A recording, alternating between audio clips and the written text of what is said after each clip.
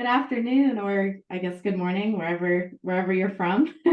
My name is Kelly Baskin. I'm a fine art educator and professional artist based out of Toronto.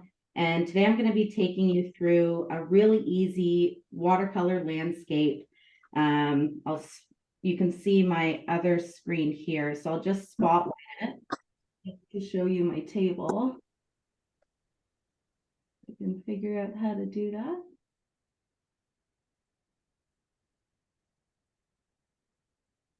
I got you, Kelly. I'm just going to replace your spotlight. Can we do that? Okay. Yep. Is that good? Yep, cool. That's great. So with the materials that we have, we're using our MaimeriBlu Watercolors, our Arch cold press watercolor paper, and our Princeton brushes, both the Neptune and the Aqua lead. And while we go through this project, I'm also going to be talking about the importance of the quality and the importance of understanding the products that we're using, and just some tips and tricks that I use to help create an inventory of all the different paints, all the different papers in the market, so that when I am purchasing or going through a project, I can decide what works best for that specific project. So we're going to be using the 9x12 art sheet, and this is my last sheet in this book, which is so exciting. I always get so excited when I finish a sketchbook.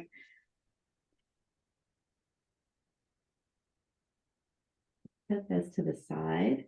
So the Arch watercolor paper is 100% cotton, and it's mold made. And what that means by mold made is all the grains of the cotton is at random, and that's a really desired effect for watercolor artists, especially professional watercolor artists. And the sizing is gelatin sizing, so animal sizing, which is pretty traditional. So very traditionally made. So you can work on either a block or a sheet of paper. With the block, you don't have to remove the sheet if you don't want to, because it already gives you a sturdy surface. But I'm working off a sheet. So what I'm going to do is get painter's tape. And I'm using yellow painter's tape. I'll usually use a more neutral tone, just because it's funny how much the colors around you will influence the colors that you're putting down on paper. So yellow is a very strong color to be using. So if you have just plain masking tape or painter's tape, then that's best to use.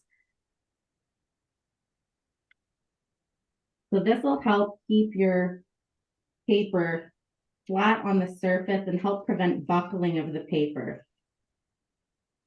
It'll also give you a really nice border for when you take off the masking tape at the end of your work.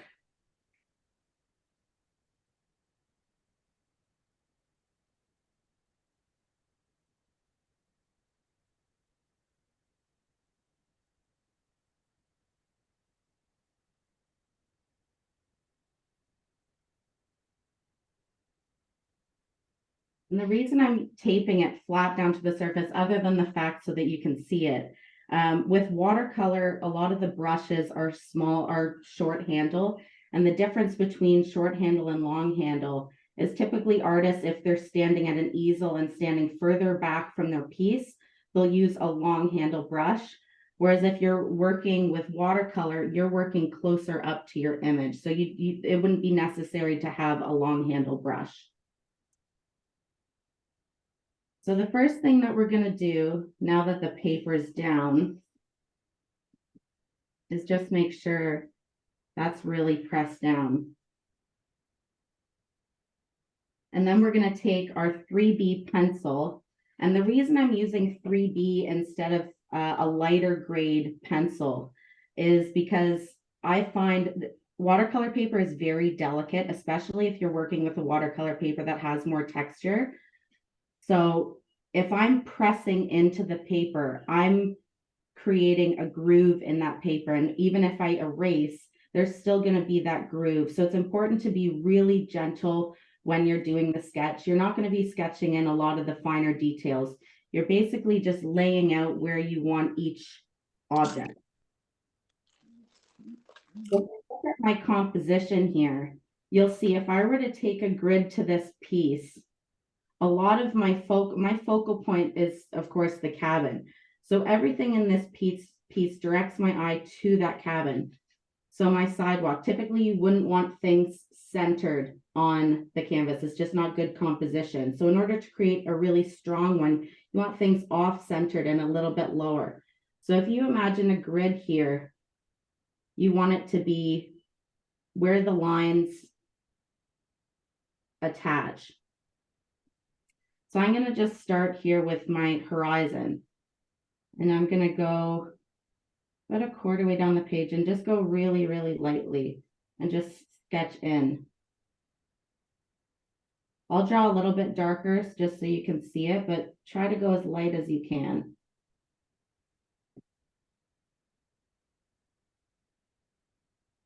And I'm going to do my background there, my back hill. And for the trees, this is when I come in and I'll use a scrap sheet of paper just to practice some of the forms. So when I'm sketching in a watercolor tree, I'll do it a couple different ways. For these trees specifically, I want to almost do what's called a continuous line. So I'm not lifting my hand off the paper, starting with the tip of the tree. And then I'm just like roughly playing around with this shape. And this isn't going to be exact. This is just to give you an idea of the form. Or alternatively, what I'll do is just map out the height with little lines and where I want the sides to be.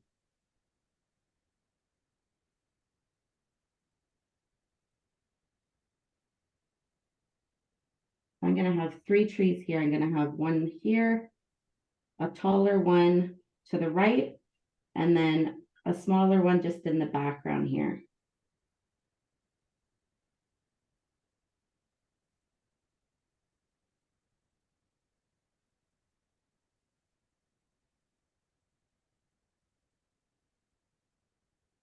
You're really just focusing on mapping things in.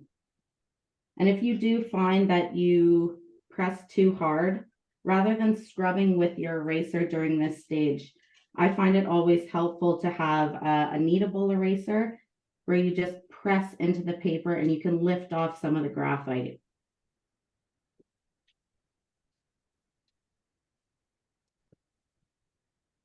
But you want to be really gentle with watercolor paper. Okay. Now I'm going to go in and just shape out my cabin. So I have it off-centered here. The only thing that's going to be relatively centered is my hill here because I want that to lead you right into the image, right towards the cabin. I'm going to put in the front.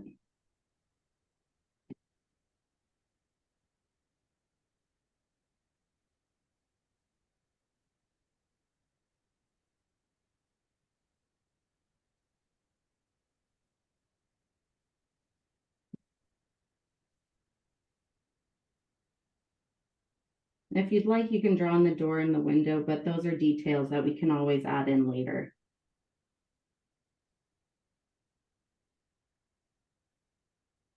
I'm going to start from the door and I'm going to draw my path here. So to create that distance, I'm going to start really small, those thinner line towards the back. And then as I come forward, I'm going to gradually get bigger.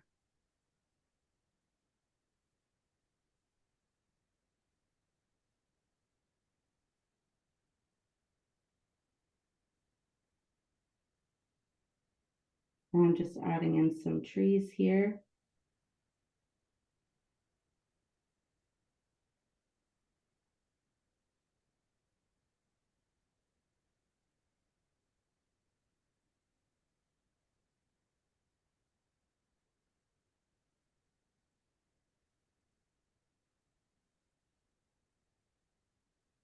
Try not to get too focused on drawing a straight line when you're doing this. There's no straight lines in nature.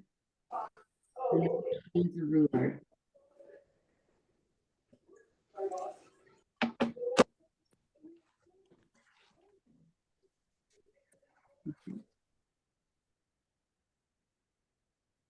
I'm gonna go in and just lift off.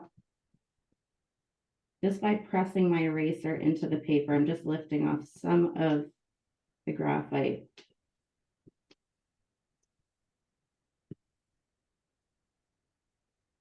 Now what you're going to do is you're going to use masking fluid. And what that is, it creates a barrier between the paint and your surface.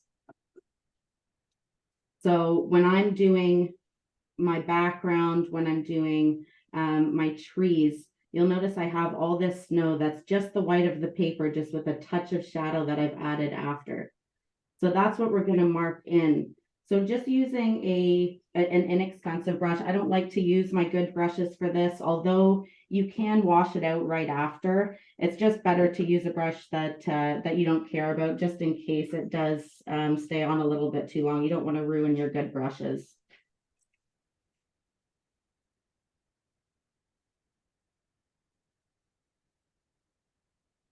So first, what I'm going to do is I'm going to start with the tree on the left. And what I'm doing, when you look at some of these trees, you'll notice a lot of the snow is concentrated on certain sides of the tree. So I'm going to concentrate a lot of the snow on the right side of the tree.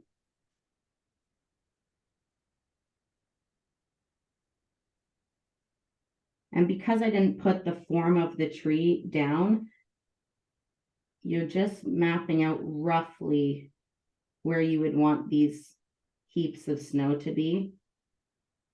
Because when you're putting down your paint, it's the brush that's gonna do the work in creating really natural, really free tree marks. So it doesn't have to be overly thick.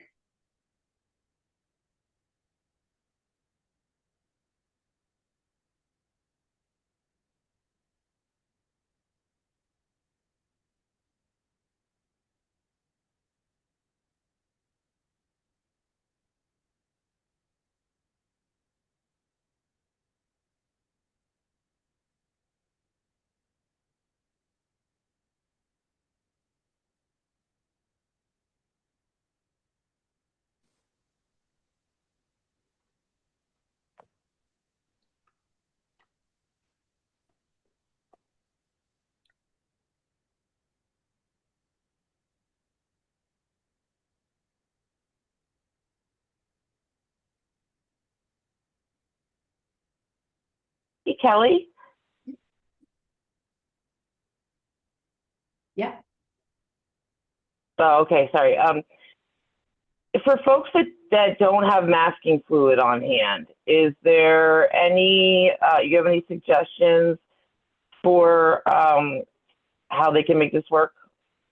Yeah, so if you don't have masking fluid, when you're going and painting the trees, I'll do two versions. So I'll do the version that you would paint if you did have masking fluid, and then a version if you didn't.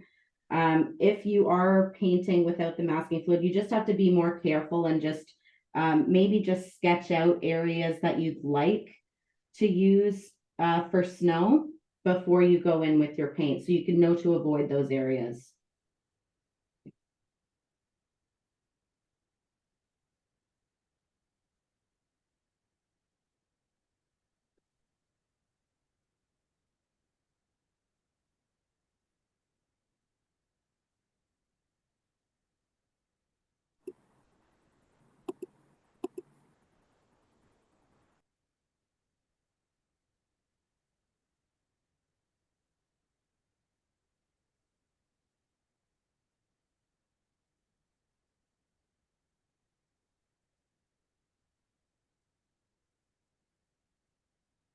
So you'll see I'm just kind of randomly placing the snow banks here.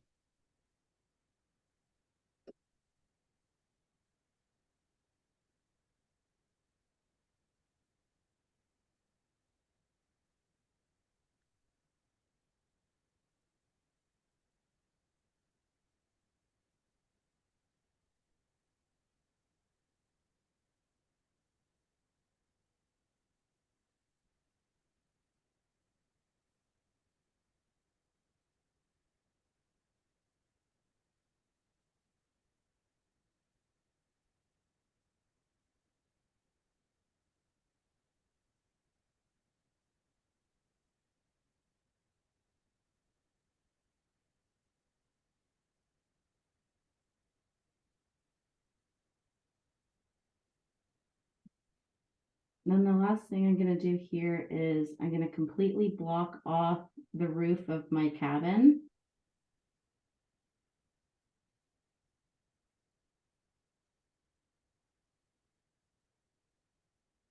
When you're doing this, you'll see, so if you look closely at the cabin, I have little white areas here of the snow coming off the roof. So you want to make sure to map that in too.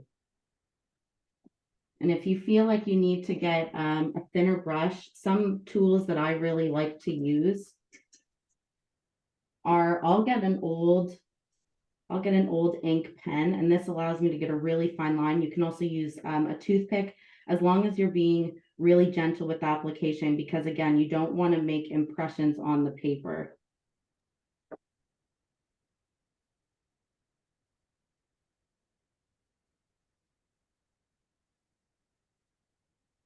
Hi, Kelly. Question. We only have the colorless Maimeri masking fluid. Is that a version that's green? So this is Is it a different brand? This is still Maimeri. I might actually be, I've had ones before they've changed the formula. I might have actually grabbed the one before they changed the formula. Oh, okay. So it only comes in colorless now. Yes. Yeah, okay. So Joanne, I'm sorry, but you have to maybe eBay a older formulation to get, because, you know, other companies make blue, but this is the only green one I know of. So I will say I prefer the new formula, the colorless artist masking fluid, and it's obvious it's preference, but I prefer the colorless because, like I was saying earlier, with the tape, whatever you're putting down, it really does influence the colors that you're putting down. And when I was working with this masking fluid or a blue masking fluid, I'll look at my painting while I still have that on, and the colors just won't look right to me, or I'll change what I'm putting down because of those colors. So the colorless, if you can find a colorless, the Maimeri one is really nice. I recommend that one over a blue one. But again, it really is a matter of preference and you trying what works best for you. Okay, I put the link for the colorless in the chat, but Donna has a good question. She's asking if they could add paint to tint it, the colorless, if you did want it. To the masking fluid? Yeah. So I wouldn't, just because it's not the purpose of it is to be a barrier between the paper and the paint. And then after you lift it off, you can tint it afterwards. The problem is if you tint it while you put it on, it may tint the paper underneath it, and it may appear splotchy. So the last thing I'm going to do on the cabin here is I'm going to do, it's a little log cabin. So I'm going to do some snow that's just being caught on each trunk of the log cabin. So just doing lines across the side and across the front.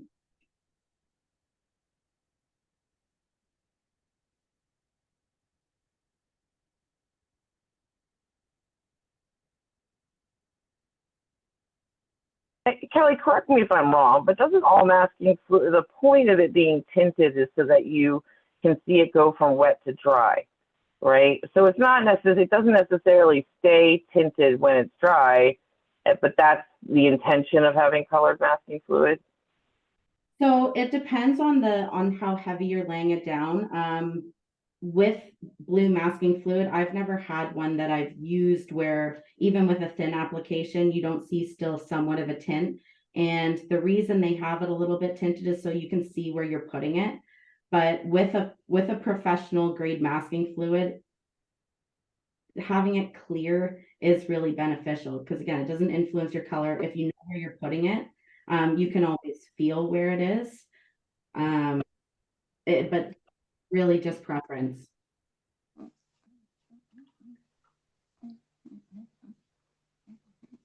And do you just have a normal dip pen nib on there?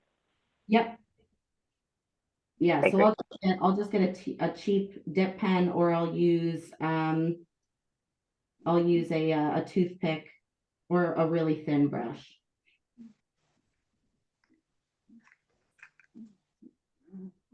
I've heard ruling pens work well too. Yeah, I've heard that too. I really like using the dip pen. I'll do animal portraits, and for getting hairs or even doing grass in a landscape, it works so well. So I'll just wipe Yeah, that. the flexibility is probably a really nice benefit.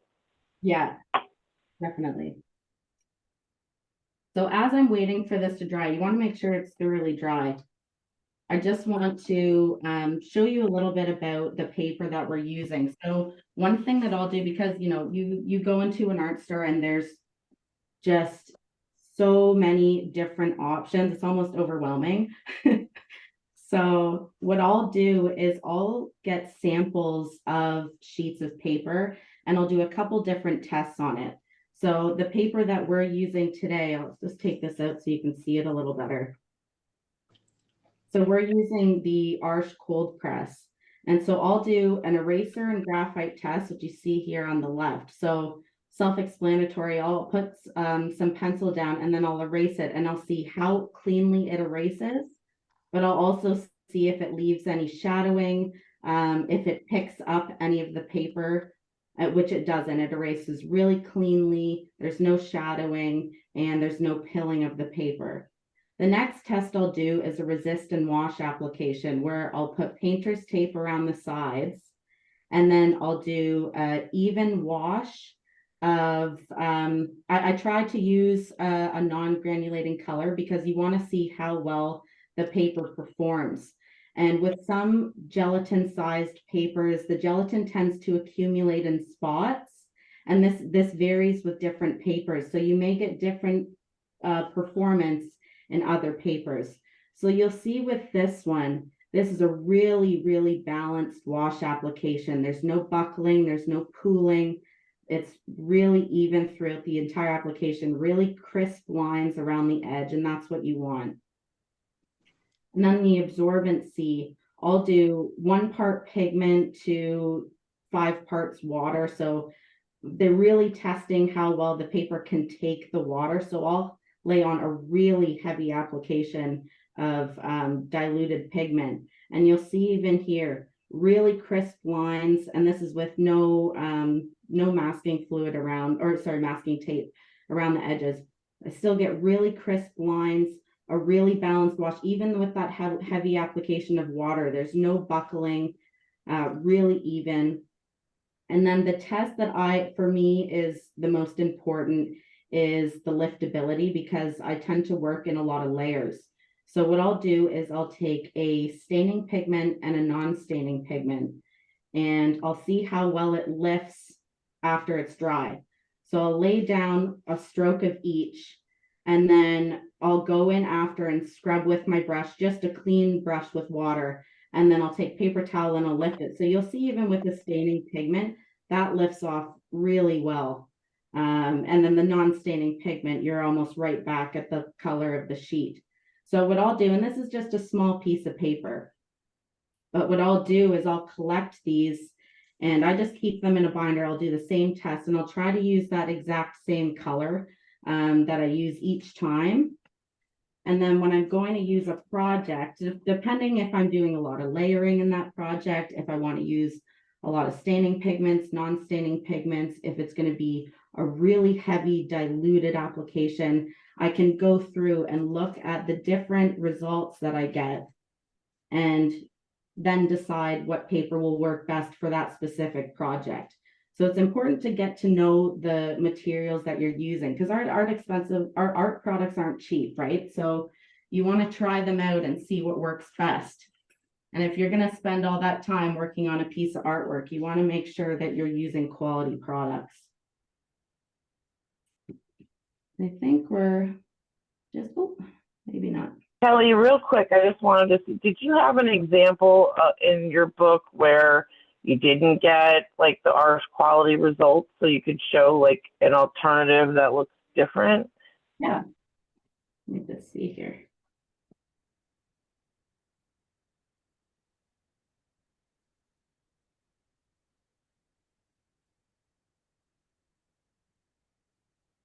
Okay, so this is a good one to show here.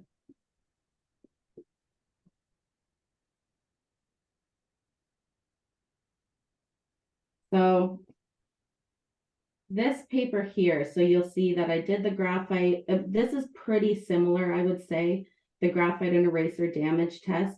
The resist and application wash was really telling to me. So you'll see in this one, this pigment almost looks granulated. And that goes back to what I was talking about, where sometimes the gelatin sizing will accumulate in spots and give your paint a granulating look. And that's not a bad thing. It's just whether or not you want that. I would prefer, most of the time, I prefer to work on a piece of paper that doesn't give me that effect and gives me a balanced wash, because then I can always go in and use a granulating pigment and know I'm going to get that effect. So that's really telling for me. You'll also see that there's some feathering around the lines where I lift the paper, and it might be hard to tell in the camera, but it lifted a little bit of the paper off. So you can feel that it's a little bit fuzzier in that area. The absorbency too, not as crisp of a line. You'll see there's some pooling. It's not as balanced of a wash. And then the liftability as well. So the liftability, it's feathered too. So the more I scrubbed, it didn't take that very well. And it didn't lift very well either. So this paper I may not necessarily use, but I only know that because I did a trial. That's great. Thank you. Super helpful. Becky wants to know if she can dry the masking fluid with, says a dryer, I assume a hair dryer. Yeah, definitely. I was actually just about to grab mine. So if you have one, by all means, go for it. I'm sorry if this is really loud.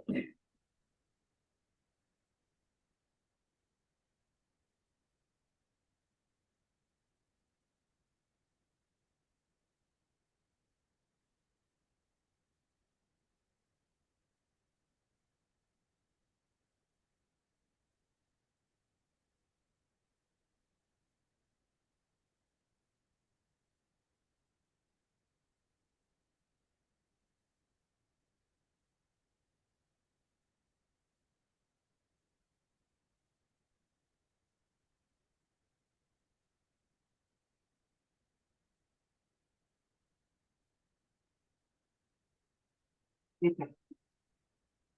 All right. So now if your work is dry, then we can go in, and with watercolor paintings, you want to start from the background to the foreground. So we're going to start with the sky, which is my favorite part. And we're going to use 5 different colors. And the reason we're able to use such a limited palette is these paints are single pigmented. And what that means is you can intermix the colors and you can achieve a larger range of colors before it gets to the grayscale. So what I'll like to do is, when I'm trying to decide what colors to use, I'll go through and I'll do a color mixing chart. So I've taken these 5 colors, and just with a simple mixing the 2 colors together, this is the range of colors that I can get. And this is just secondary. This isn't tertiary. This is just mixing 2 together. So you'll see the colors going across the center here. Those are all the ones that are straight from the tube. And then when I go down, so these are my dominant colors. So if I go down the line here, my cadmium red medium mixed with a little bit of indigo will get me this color. And I drew a pencil line between, because a lot of these colors will have different transparencies. So my green gold is transparent, and you'll see this on the tube of paint. You'll also see the light fast. So all of these are maximum light fast, which is what you want in a paint, especially if you're selling your work, you want to, or even if you want to enjoy it, you want to be able to enjoy it for generations to come without it fading. So light fast is really important. So I'll draw a line through all of them because of these different transparencies. that transparency may change depending on what color I mix it with. So if I'm mixing my green gold with my cadmium red, then I may get, so my cadmium red, so this one here. So it'll be a little bit more opaque than my green gold just right out of the tube. Sorry, my green gold right out of the tube is here. And this is something I'll do when I'm testing out new products. A really great thing to do. I know all of you got the 90 color dot card. This is the largest range of colors in the market. It's fabulous. These colors are they're 90 single pigment colors, and they're manufactured in Italy. And what I find with colors that are Italian palettes is it's more of a Mediterranean palette. So they're a lot brighter, and it's because they're inspired by sunshine, right? Whereas a palette that may be produced in England, it may have more subtle tones. So there may be colors in certain lines and certain manufactured paints that you may not see in other lines. So this way, if you do little color studies, you'll get to know the paint and see what range you can get with it. So what I would do with these color dot cards is I would do a similar thing to what I do with the paper, where I'll keep a binder of swatches from all the paints that I've tried, the manufacturers, and I'll just label them. So if I'm looking for an ultramarine blue, for instance, they may look different in different brands, because companies have the ability to give the color whatever name they want. So a cobalt blue, for instance, the pigment code on a genuine cobalt blue would be PB28, but you may see in another brand a cobalt blue having 3 different pigments to make that color. So it may have an ultramarine blue, a phthalo blue, and a titanium white to make it look like a cobalt blue. And that's not an issue if you're using it straight from the tube. But the nice thing about a single pigment is you can intermix them, and it takes longer to get to the grayscale. If you're taking that one color that already has 3 colors in it, that's like you've already, and you mix it with one more, that's like you've already mixed 4 colors together. So it'll look a lot muddier, a lot quicker. So what I'll do is I'll keep an inventory of all the swatches. I can put some of these in the folder. All the swatches I've tried, all the paint that I've tried, even color combinations that I really like. Maimeri makes an intro set that's a really great starter set, because it has a lot of colors that are really unique to the line that you may not see in other brands. So it has the quinacridone lake, which is one of my absolute favorite colors. It's so brilliant. It works so beautifully if you're doing a lot of sunset pictures. Ultramarine deep, the Payne's gray, is really popular in the MaimeriBlu line because it's almost a little bit more on the blue side. You'll see a lot of Payne's gray is a little bit more subtle of a tone, but it's a really brilliant blue, and it makes really mixed with some of our colors, like our dragon's blood color that we're going to be using today. It works really beautifully with that if you're doing shadows on rocks or even shadows in portraits. The cadmium yellow deep, and then the green gold, which we're also going to be using today. So this is a really good set if you're looking to just try the paint out. So different combinations that I've used that I've liked, I'll throw in there just to keep as reference. So these are really great things to have, and a great resource for when you're looking for materials.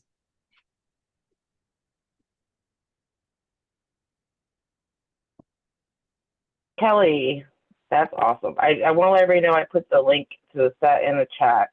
And then I remember when we worked with these big dot cards in the past, if somebody's working off of the dot card, they spend time looking for the colors they need on the dot card. So I thought maybe if we could just point out where they are, then folks won't get behind looking for those colors. Is that okay? Yep, for sure. Okay. I'll keep this by here. So another reason. Oh, go ahead. Do you want to wait to do that? Sorry. Yeah.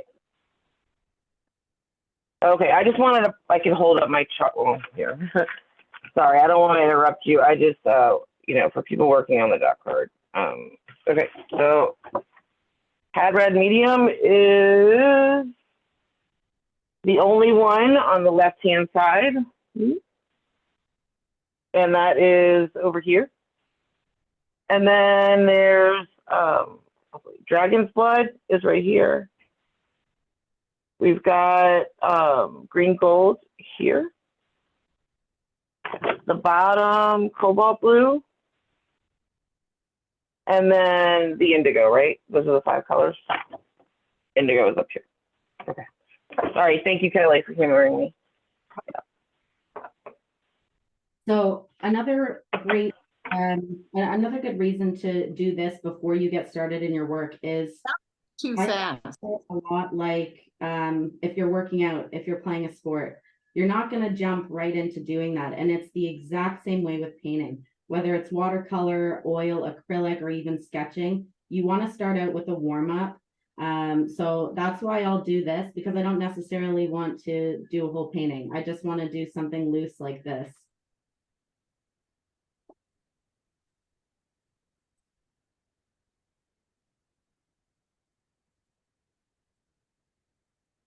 Okay, when you get to a good point, folks are asking to see the color charting. You know, maybe what I'll do, well, I don't like to, I'm going to mark it and then I'm going to put a picture in the chat. I think that's probably the easiest way for everybody to. Unless you want to go over it now, Kelly, that's fine. I think you've got, what are you missing? I'm going to circle, so I'm missing indigo. Upper right, yeah, second to last column at the top. Okay. And green gold. Green gold. Second column on the right-hand page, 4th one down. Sorry, right, on the right. It's that second column, 4th one down. I'm still not getting it. I've got the cadmium red and I've got the indigo, and that's all I have. Okay, so. Where's the dragon? Right here. Okay. Okay, and the green gold, I'm sorry, but. No worries. Green gold, okay. And how many? Cobalt. Colors. Do we have 5? Yep. Okay, great, thank you. No problem. So first thing we're going to do. I'm sorry, could you say the 5 again? Yeah. I've only got 4. No, I know it's crazy to look at. There's so many colors on here. So the cadmium red medium, which is the first page, last column. Okay. And then on the next page, you have your dragon's blood, which is the 3rd one down, far left. Okay. 1 column over is green gold, 4 down. Yes. And then cobalt blue, the one at the bottom. Right. And then your 4th column, your indigo, which is at the very top. Okay. Thank you. Problem. Okay, so the first thing that we're going to do is we're going to do the sky. So what I'm going to do is I'm going to use my Neptune mottler. And the reason I'm using this brush is it's really great for wash applications. Neptune is also a very soft brush. So I'm going to go just with water. And we're going to be using what's called a wet on wet technique. So you'll see I'm going right over these trees.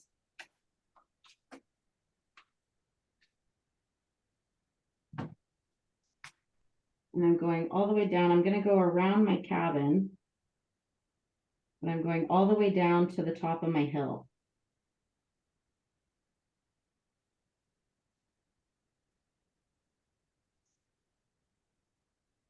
And then for applying the paint, I'm going to switch to my favorite brush, which is the quill brush. So still a Neptune, so still really soft, So you'll see with the Neptune brushes, they don't have a lot of snap to it, but they hold a lot of water in the belly. These are really great brushes.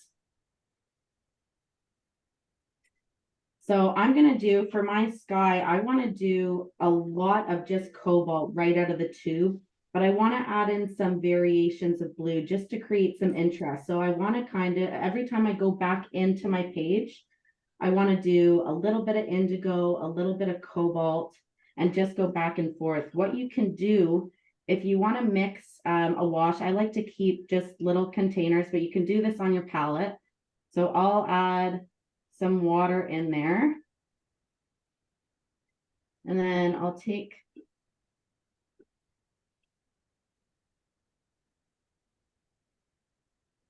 my cobalt blue, because we're going to be using this combination quite a bit. So I'm going to mix this ahead of time. You'll see how much water that holds.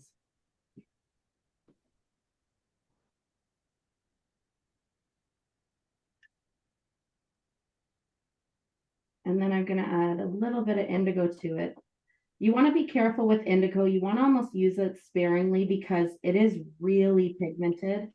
So, and it can sometimes overpower some color. So you just want to use a little bit just to liven it up. But a lot of this I want just to be cobalt blue. So what I'm going to do with my wet on wet, I was talking a lot, so I might just have to, I want the color to just spread freely. And that's such a beautiful thing about watercolor is you can have a lot of control with it, but you can do a lot of really beautiful abstract work with it. So I'm going completely over the trees, and then I'm just adding in the blue, and you'll see how it spreads on its own because the paper is already wet. I'm going to go in just with a little bit of indigo just to create some interest, and you'll see I'm kind of flicking my wrist.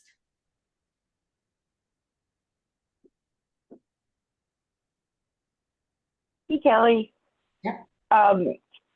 Just to clarify, for the non-masking fluid folks, do you want them to do the what you're doing, but be more careful, and then you'll just specifically show them how to do the trees separately? So, if you don't have masking fluid, my apologies. If you don't have masking fluid, you're gonna, when you wet the sky, you're gonna want to avoid the tree area.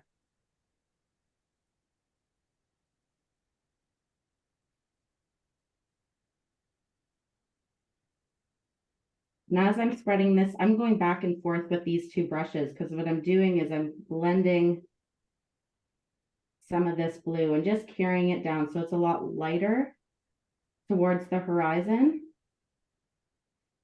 So I'm just blending that down.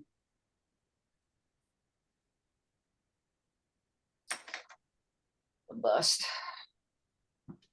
And then what you're going to do is, while it's still wet, you're going to take your salt, and all you're going to do is hold it from higher up and slowly sprinkle it onto your surface. Put everything away. Now it's, I've got it again. And I have some sea salt, that's a little bit chunkier, and you can get a different effect from that. So I'm going to sprinkle that in some areas too to create larger bursts.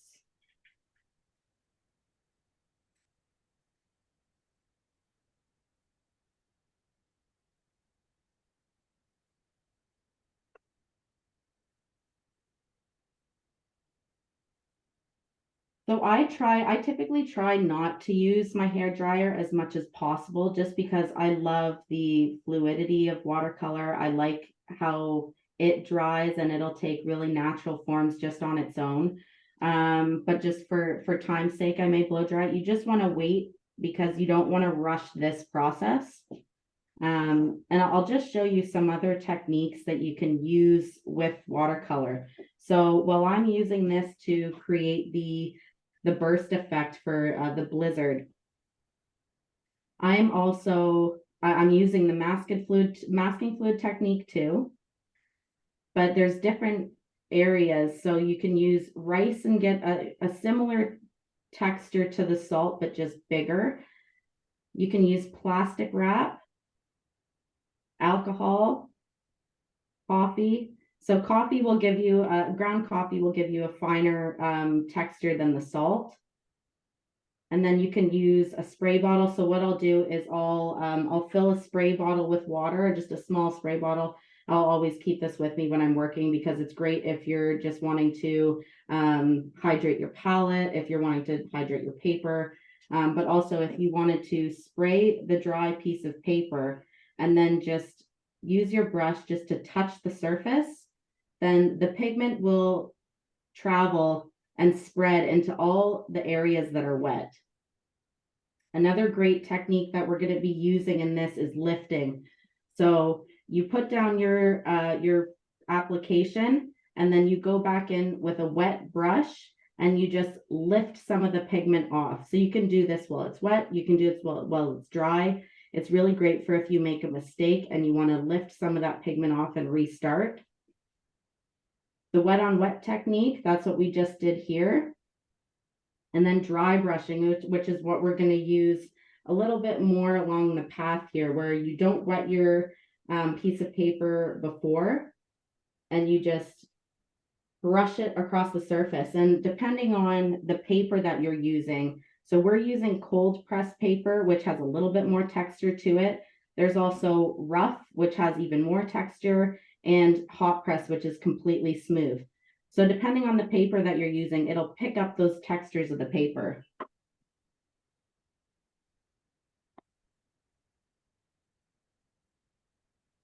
So as we're waiting for the sky to dry, we don't have to wait for it all to dry to move on to the next section, as long as they're not touching. So I may not go to this hill right away just because I don't want, for this particular piece, I don't want the colors that I put down here to travel into my sky. So I'm going to do exactly what we did for the sky, where my hill at the front here, but I'm going to avoid this path. I'm just going to wet it just with clean water.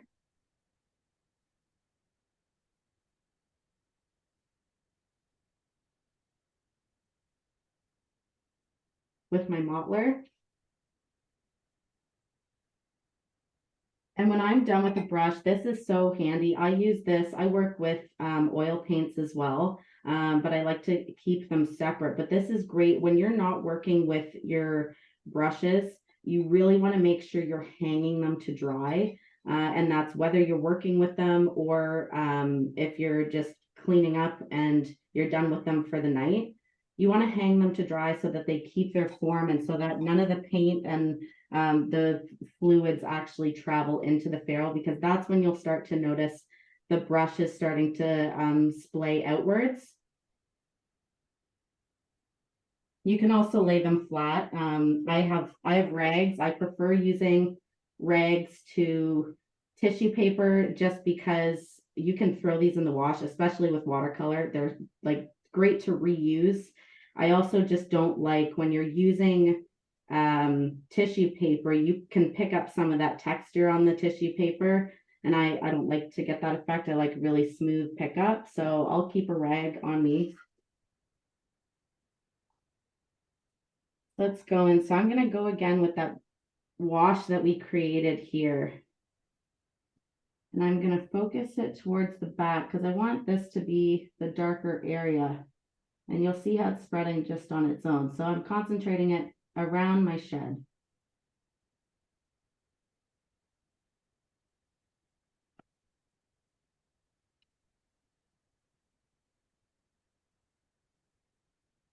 And then you can go in with your mottler and just help that color travel down.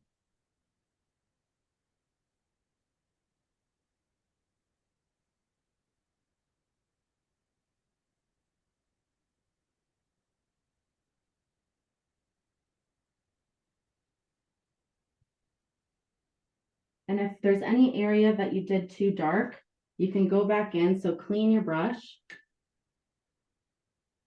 I'm going to dry it a little bit so it's damp. And then you can just lift off some of the color.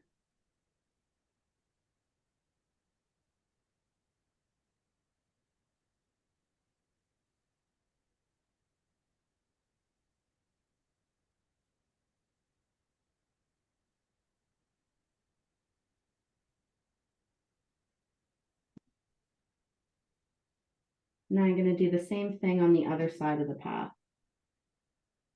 I'm going to wet it first just with clean water. And go back in with my wash. So I want to make sure there's some shadow underneath my trees. So you want to establish your light source too. I'm wanting it to come from the right side of my page. I'm going to clean that off and then just again help the paint travel down.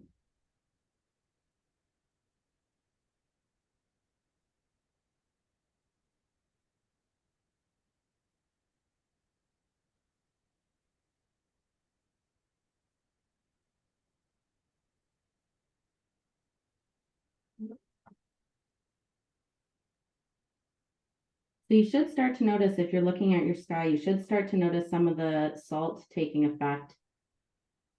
And how you can tell if it's dry. So down further on my page looks to be dry. I can still tell that towards the top is still working just because my salt is a darker blue. So I'm gonna really lightly, just with a light setting on my hair dryer and holding it farther back because I don't want to blow away the salt. I'm just gonna really gently dry it.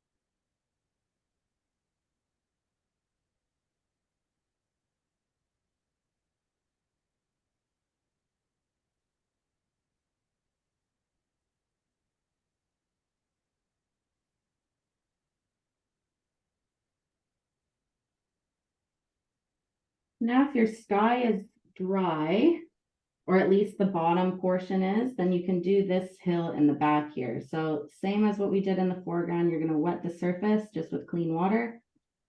Take your mixture of cobalt blue with a little bit of indigo and concentrate that. I'm going a little bit darker on the hill because I want to create some contrast and create a difference between the sky and the horizon.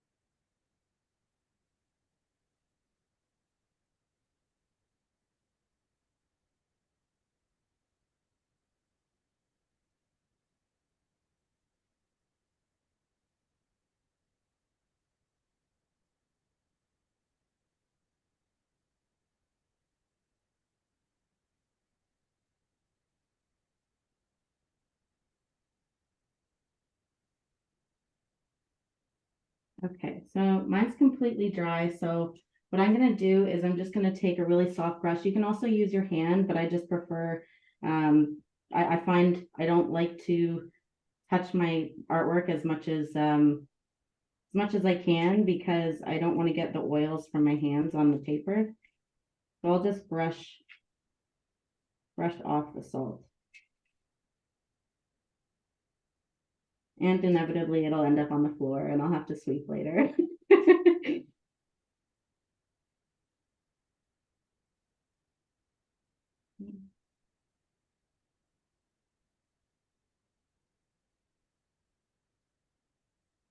Okay. So with the sky dry, now we can do the trees. And I'm going to show you, I really want to, it's important to practice this before going into your work just to get the technique down. So you'll see in this, I have variations of green, and this will help create some dimension and some form in the work. So you'll see a really dark greens and then some lighter ones. And you can think of when you want to bring something forward, you want to make sure it's on the warmer side. When you want to push it back, you want to make sure it's on the cooler side. So I'm going to go back and forth between those two tones.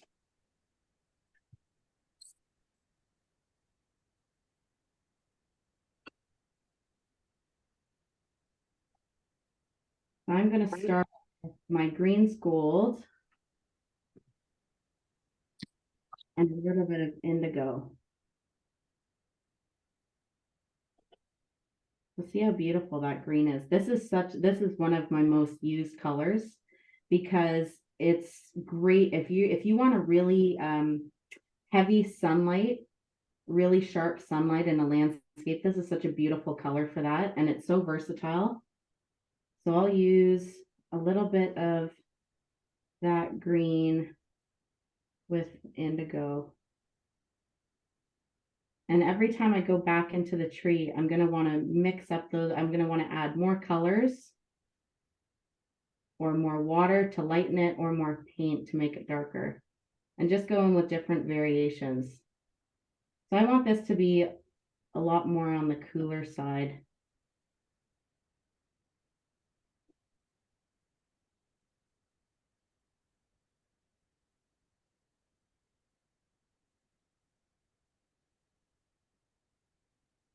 And you'll notice I spend a lot of time in the palette versus on the paper.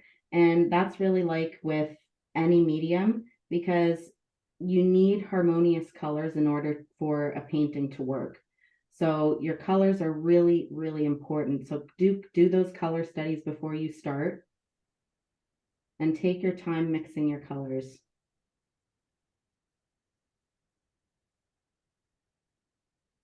Okay, I really like that green there. So I just did green gold, a little bit of green gold with a lot of indigo. And what I'm doing, I'm going to show you on my practice sheet of paper here. So I start at the top of the tree and really lightly, you'll see I'm barely pressing. Really lightly, I'll start with the line of the tree and then I'm almost going to, you'll see, notice how I'm holding my brush. So to create a really fine line, I'm barely touching the paper. And then I use the side of the brush and I'm almost flicking it down the paper. And then you go in and you can add some wet on wet. See how I'm going back in with some of that green gold and just adding some more color. And this is going to blend really freely. I'm going to go back in with just indigo and add some really dark darks here.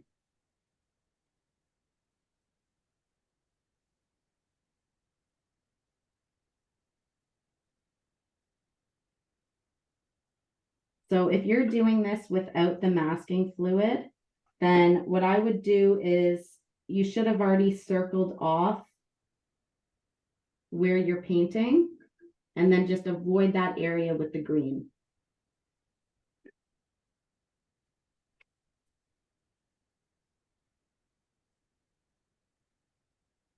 I'm going to start at the top here.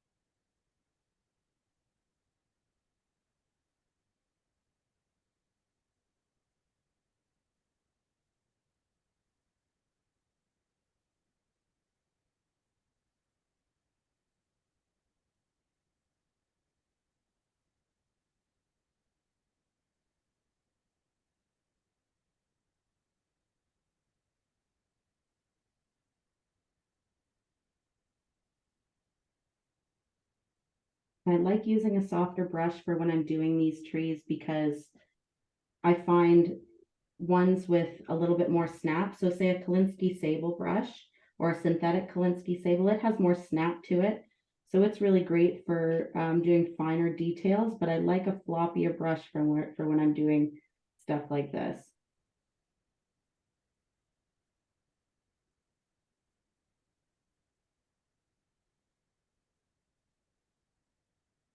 The same thing, I'm going to go over to my other tree.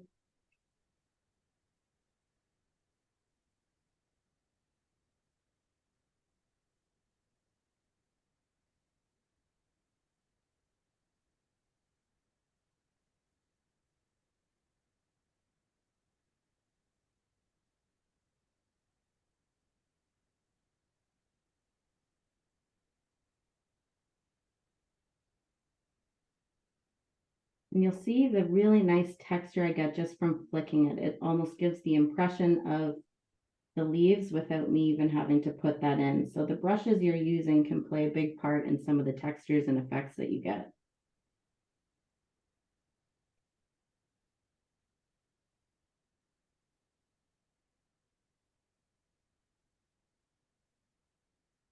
And I have a smaller tree in the background. I'm going to use a lot of indigo for this tree just because it's further in the background.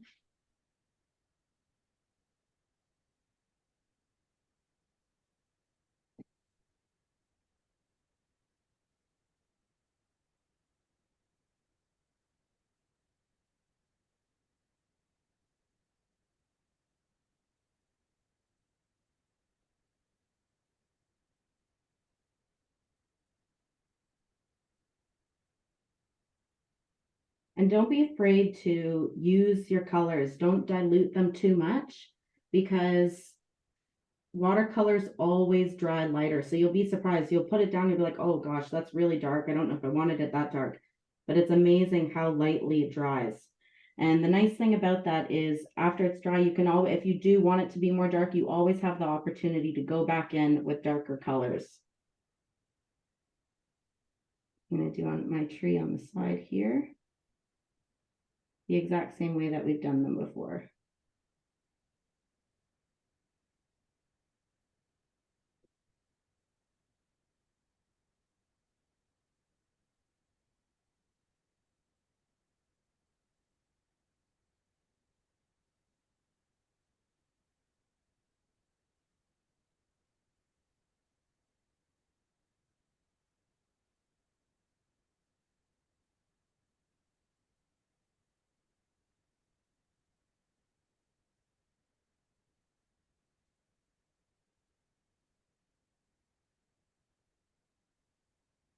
I'm going to switch up my brushes and go in with the Kolinsky sable that I was talking about earlier. So this is Princeton's Aqua Elite. It has a lot more snap to it. This is the long round brush. So you'll see similar to a round brush, same shape, but it has a longer tapered end. So it's kind of like an in-between a liner and a round brush. So you can get some really fine details. It also holds a lot of belly and a lot of color in the belly. So I'm going to mix the color of my branches or my trees here. So it's a really dark brown. So what I'm going to mix here, I'm going to Kelly, real quick. If folks have run out of indigo and cobalt, are there other colors that they could use? So if you've run out of the indigo and cobalt, I would use Payne's Gray instead of the indigo. And if you don't have any cobalt, you could use the cobalt blue light or the cobalt blue deep. Use the blue deep before you use the light one.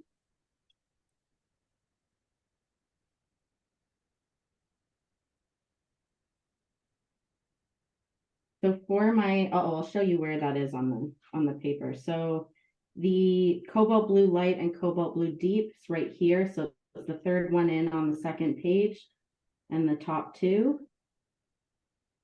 And the Payne's Gray is the sixth one down.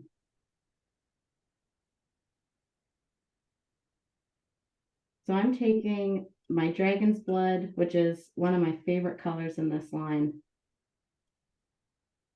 A little bit of cadmium red. And a little bit of that indigo. Create a really dark, rich brown.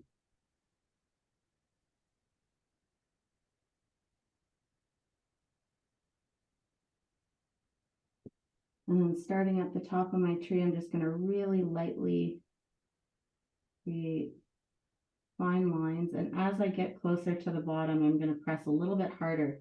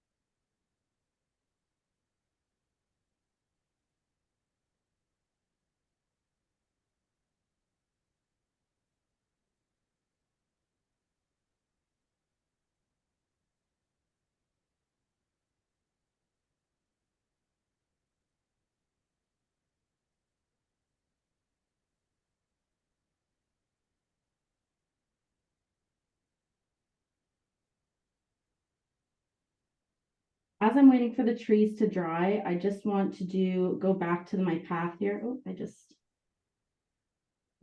I made a little mistake there. So I'm just going to go back in and scrub that out. So I'm doing is taking clean water and then I'm just scrubbing with my brush and then lifting.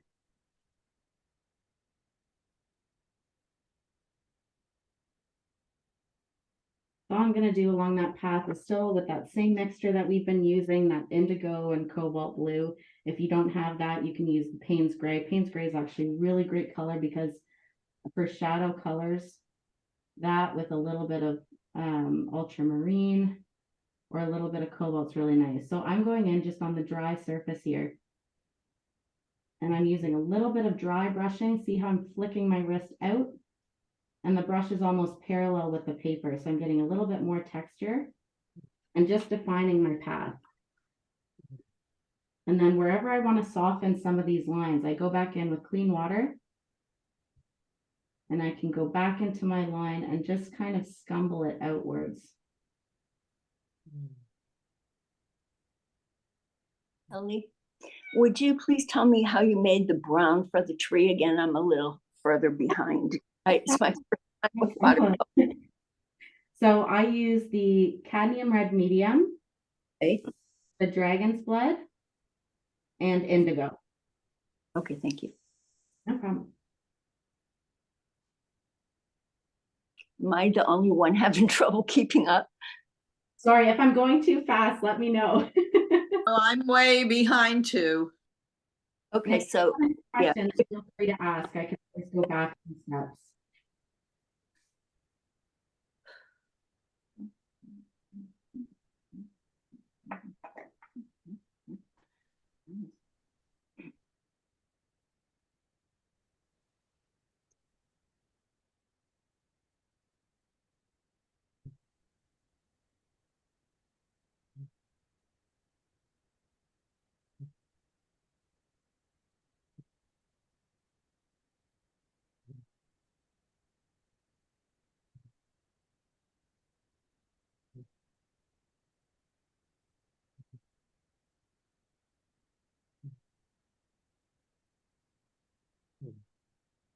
Hey, Kelly, when you're mixing colors, can you just make sure to preface it with what you're doing, and because it's harder for people to see what you're mixing at the top of the screen. So if you could just say out loud as well, that would be great.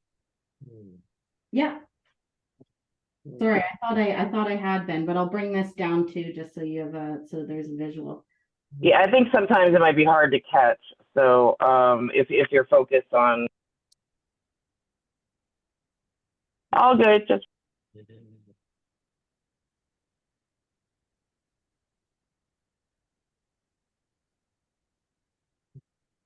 So that same brown mixture, so the cadmium red, the dragon's blood, and the indigo, that same deep brown mixture I'm going to use for the cabin. And all I'm going to do is I'm going to go right underneath my roof, around the sides, and draw lines right underneath the masking fluid. And if you don't have masking fluid, then just draw lines throughout. And then all I'm going to do is take a clean brush and soften those lines a bit.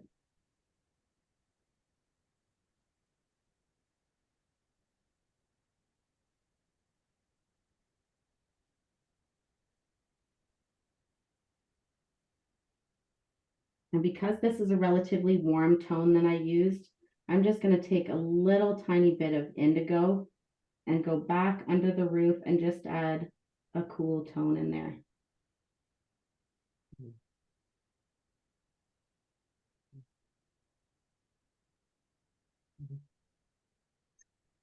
And then I'm going to repeat that process on the front of my cabin.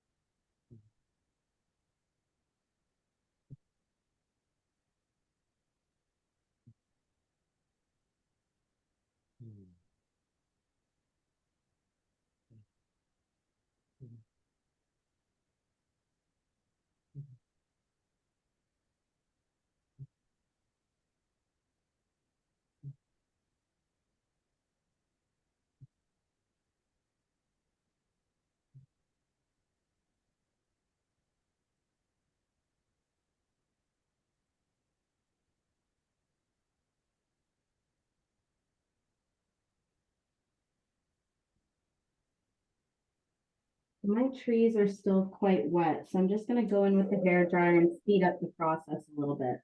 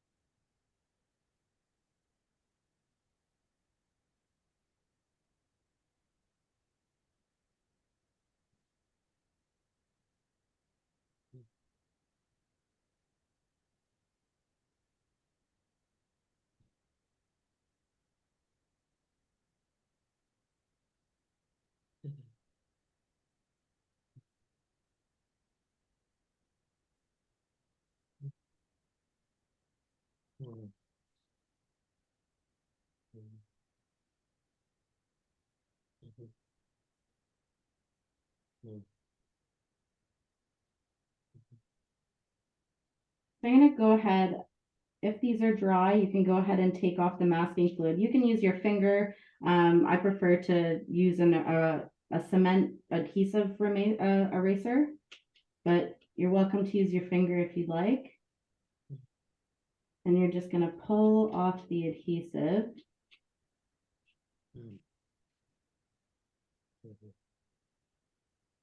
And you'll see how easily it brings back the white of the paper.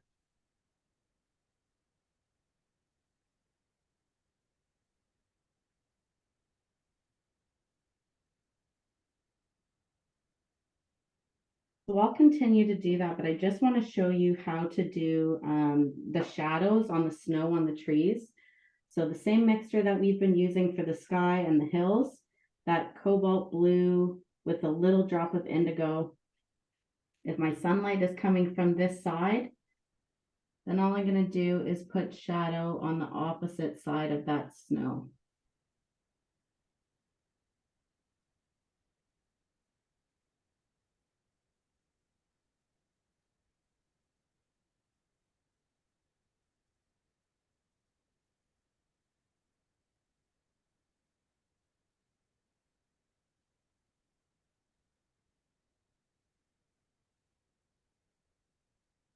And if I want to soften any of those edges, then I just go in with clean water. And I drag the brush right above where I put down the paint, just to soften the line.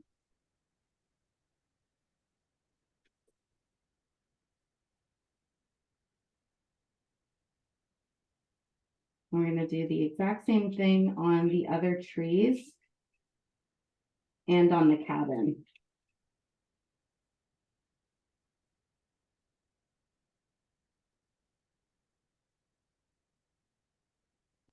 So you'll see I have some of the shadow at the top of the cabin here. I'm going to do that same thing. I'm going to brush some snow down.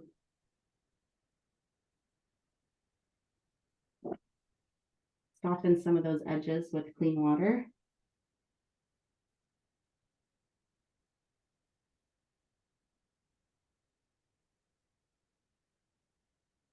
And then for some smaller little touches, I have a red door, so I'm going to take my cadmium red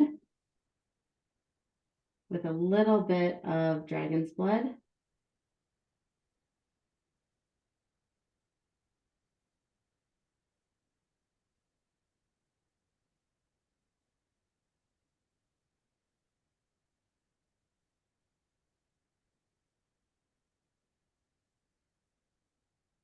And then for my window above the door, I'm going to take some of my indigo.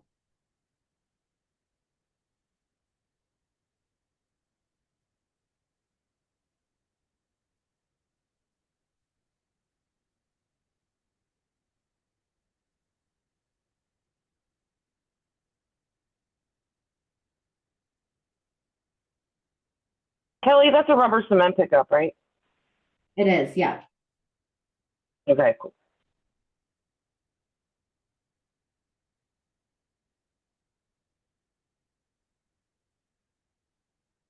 That's a good question. I was asking how do you soften those lines between the snow and the trees once the masking fluid is removed? It's too harsh.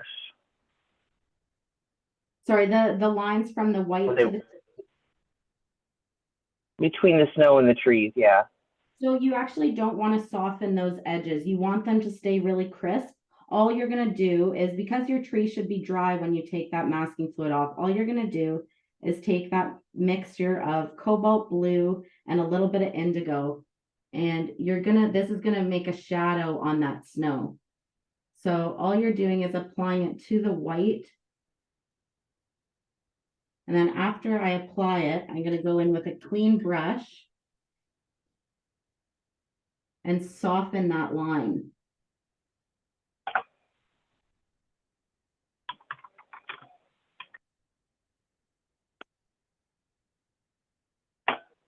So you'll see here closer up. So see all I've done. So I have the white, and then I just add a little bit of blue underneath the snow, and I go with a clean brush right over top of that blue line and just blend it out a little bit, just to help create some dimension.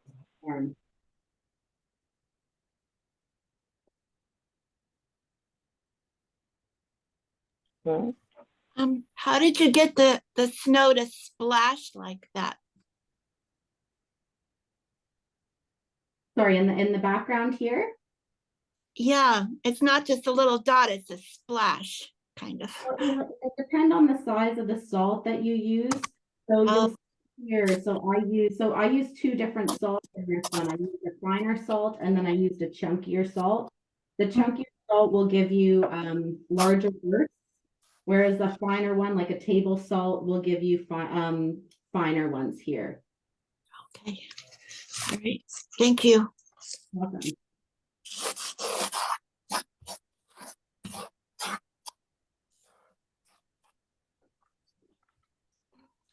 So I'm going to keep going through and keep repeating the process of adding some shadows to my snow. And then once I'm done that, then it's complete and you can sign it.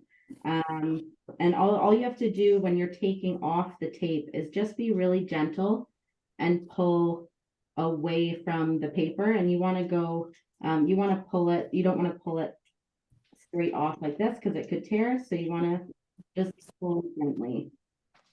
And it'll leave you with a really crisp border. But you see the difference. See how the yellow tape really makes the colors look different. And then after I take it off, it looks a lot better.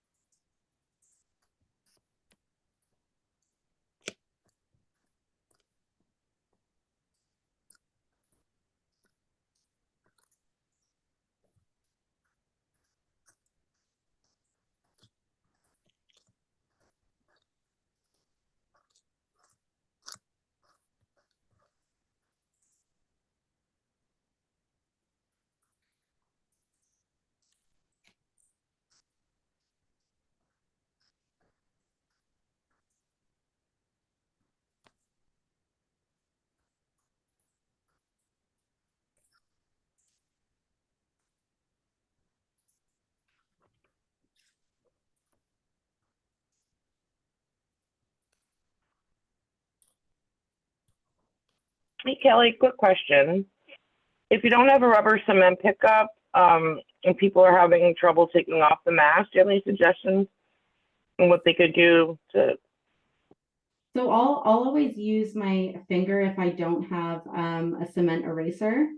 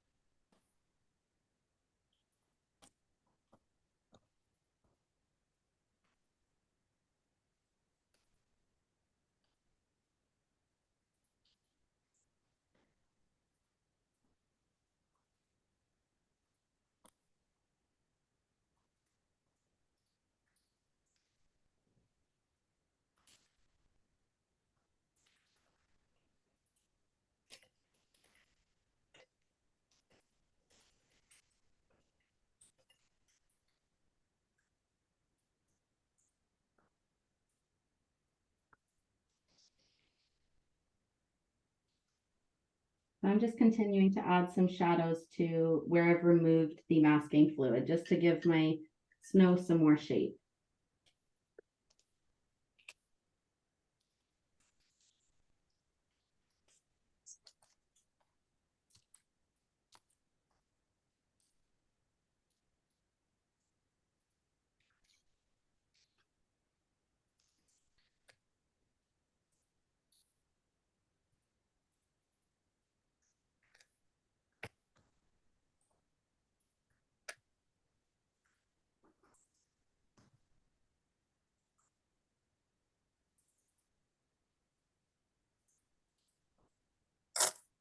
Did I miss the color of the path?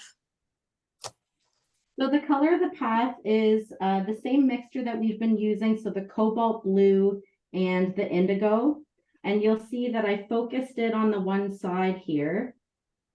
And then all I did was flick my brush outwards And you'll see it's almost parallel with the paper here.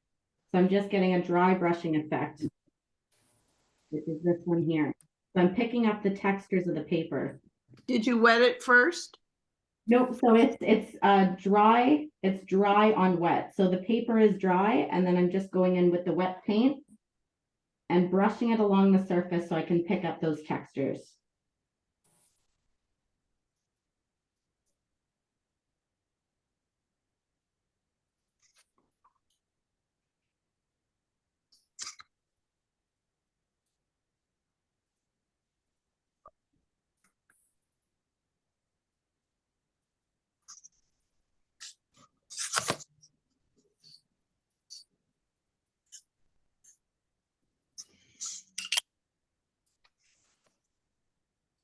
And this is although this isn't based around the holidays, I'll always make my own holiday cards. And this is a really great, if you have the small watercolor greeting cards, this is a really great little project to send something to someone, even after the holidays. They're a really nice gift to get.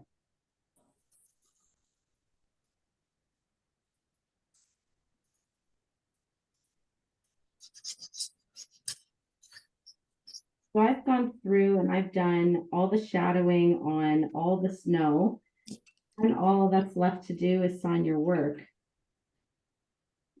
So you can sign either on the painting, you can sign at the bottom where you removed the masking fluid, or sorry, the masking tape.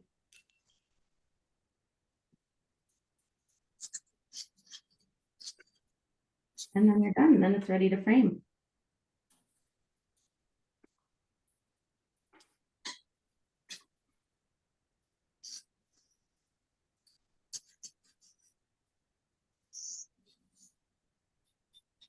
Oh, it looks so great, Kelly. Are there any, I know we're a little bit over time, but I want to do gallery view for anybody that was painting along. My favorite part. Kelly, it looks fantastic. We sincerely appreciate you being here with us today. I just want to open it up to any last minute questions before we move along to our show and tell. Anybody? Okay. All right. It was really fantastic. Such a great piece. And now I know how you got that cool effect with this guy. Just salt. Can you use like full, like the big rock salt too? Yeah, I guess so. Assume you could use any form. Yeah, and actually one salt, I'd like to try using flake salt. I'm sure that would give you an even picture burst. I haven't tried it yet, but I'm sure it would give a really nice effect. So it's fun to play around with different things in your household and see what effects you get. Yeah, for sure. That's awesome. Okay. If you wouldn't mind, everyone, going into the upper right corner of your screen to your view and change it to gallery. Turn your cameras on and flash your work. Let's see. I want to see stuff. Come on.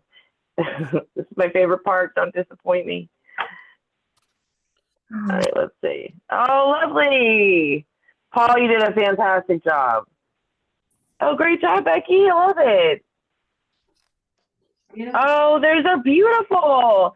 And see, when Kelly, a lot of people ask for line art for this event, and Kelly doesn't normally provide it. I mean, her negative space drawing event last time was unbelievable. But during the share at the end of that one, what you get when you don't provide the line art is so many unique interpretations. Oh my God, Beth, that's amazing. You guys did such a great job. Nancy, Donna, oh, so Ed, let's see. Margaret, oh, so great. Valerie, I love it. Great job, guys. Thank you so much for sharing. Again, then please go ahead and fill out that survey when you get it to give us the feedback. And I hope everybody has a wonderful day, and we'll see you soon at the next event. All right, take care. Thank you, Kelly, Jim, Paul. Appreciate everybody. Thank you. Have a good one.